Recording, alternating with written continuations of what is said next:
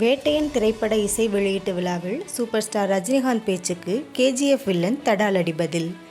108 திவ்ய தேசங்களில் முதன்மையானதும் பூலோக வைகுண்டம் என போற்றப்படுவதுமான திருச்சி ஸ்ரீரங்கம் அருள்மிகு ரங்கநாத சுவாமி திருக்கோவிலில் புரட்டாசி சனிக்கிழமையை முன்னிட்டு திரளான பக்தர்கள் நீண்ட வரிசையில் காத்திருந்து சுவாமி தரிசனம் செய்தனர்.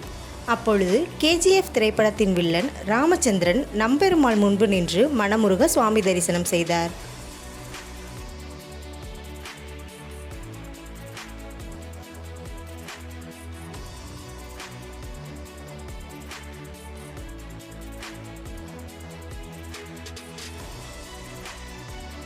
பின்னர் எஸ்டிவி பக்தி தொலைக்காட்சிக்கு பேட்டியளித்த அவர், திருச்சியில் 2 நாட்களாக படப்பிடிப்பு நடைபெற்று வருகிறதாகவும் அதனை முடித்துவிட்டு சுவாமி தரிசனம் செய்ய ஸ்ரீரங்கம் கோவில் வந்துள்ளதாகவும் தெரிவித்துள்ளார்.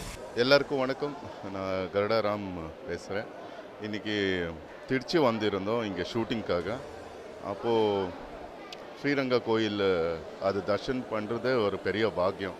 அது இன்னும் கிடச்சது. அதுக்கு நான் பாலாஜி சாருக்கு, முருகேசன் சாருக்கு நான் தேங்க்ஸ் சொல்ல விரும்புகிறேன். தேங்க்யூ. இன்றைக்கி ரொம்ப ரொம்ப ஹாப்பியாக இருக்குது. வந்து கோயிலில் தர்ஷனம் பண்ணது ரொம்ப அதிருஷ்டம்னு நினைக்கிறேன். Thank you so much.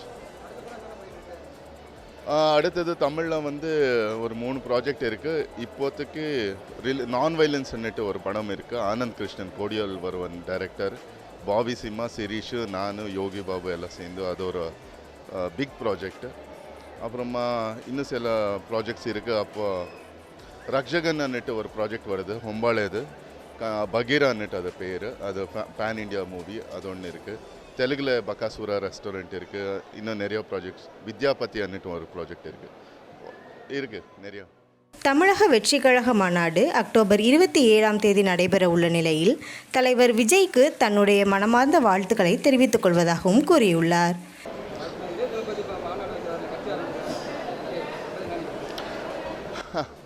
அவருக்கு நல்லதாகணும். ஆக்சுவலி இஸ் கேப்பபிள், நல்ல கேலிபர் இருக்குது. And I am also fan of Vijay sir.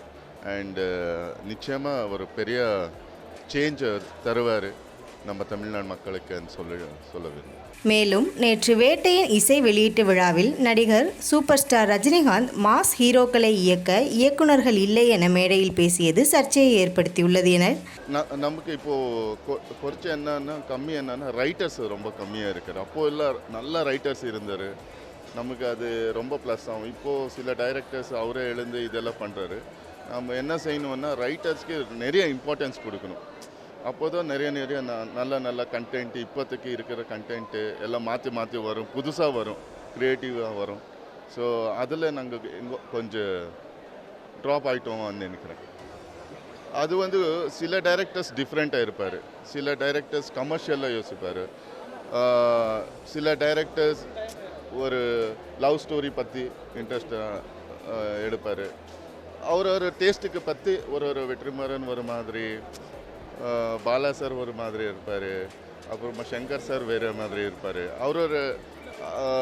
அவர் என்ன இன்ட்ரெஸ்ட் இருக்காரோ, எந்த கமர்ஷியல் ஆஸ்பெக்டில் இருக்காரோ அந்தந்த டைரக்டர் அந்தந்த இதில் செய்வார். அனைத்து இயக்குநர்களுமே திறமைசாலிகள் தான் எனவும் எழுத்தாளர்கள் இல்லாதது தான் அதற்கு காரணம் எனவும் தெரிவித்துள்ளார். நான் எல்லா டைரக்டரும் பெஸ்ட்டாக தான் நினைக்கிறேன். நான் கதை நல்லா இருக்கணும், கொஞ்சம் மாசாக இருக்கணும். மாசம்னா எனக்கு ரொம்ப பிடிக்கும். அதை பார்த்து போடுறேன் நான்.